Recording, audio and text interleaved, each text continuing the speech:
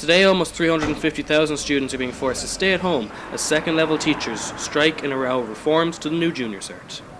Well, we welcome any newly proposed junior cycle, provided it's implemented gradually and that we have training in it. We welcome changes in the junior cert as it is at the moment, but there are certain elements that we welcome very much, but there are elements of it that are just not going to work. It's not just the new junior cert they should be looking at. They should be looking at the leaving cert.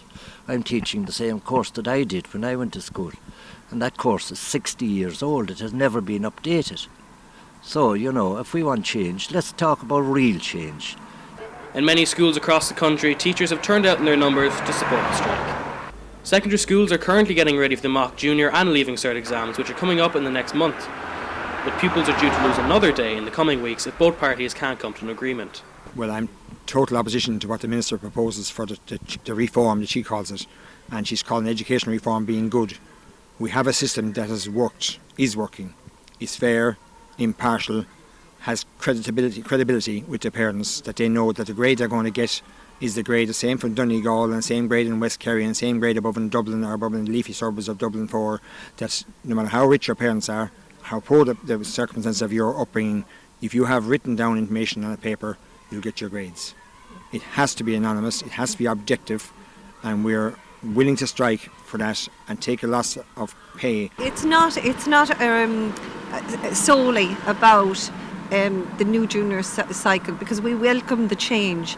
It is about looking for fairness for children, the children that are studying now, but the children that are coming through the system, for them to have courses that are modern and are adapted to suit the changing times, but where they're assessed with fairness, and that we are used to continuous assessment. It happens in most of the schools, but not a continuous assessment where we're actually going to be assessing the children on what we've helped them in the class continuously.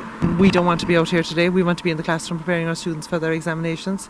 I think the vast body of teachers would feel that way, but at this stage we've been left with no other option. We have been backed into a corner on every other issue over the last few years, and this is the one that we just feel that we just cannot take anymore on. You cannot be inside in your classroom 4 days a week teaching your students, encouraging them, and then on the fifth day as such assessing them for their state examination. That it just isn't a fair system, that we are parents as well as teachers, and we know what it's like for 13, 14-year-old students, and we just think this course of action is the wrong direction. I think there's a very disingenuous campaign of misinformation, telling the people and the public that the parents don't back the teachers.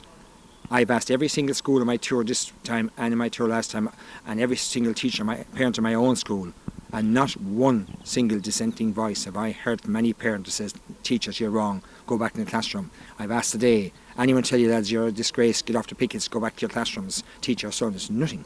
Beep, beep from the horn, thumbs up from the speed. The people know, yet the Minister claims that the Parents Association are supporting her. And I would say in response to the Minister's comment yesterday on the radio that teachers are quite confident in their ability to mark their own students. I don't think that's even a question for any of us. So we're very confident in being able to mark our own students' work.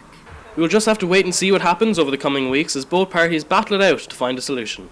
James Scanlon, Scan Productions News, Cork.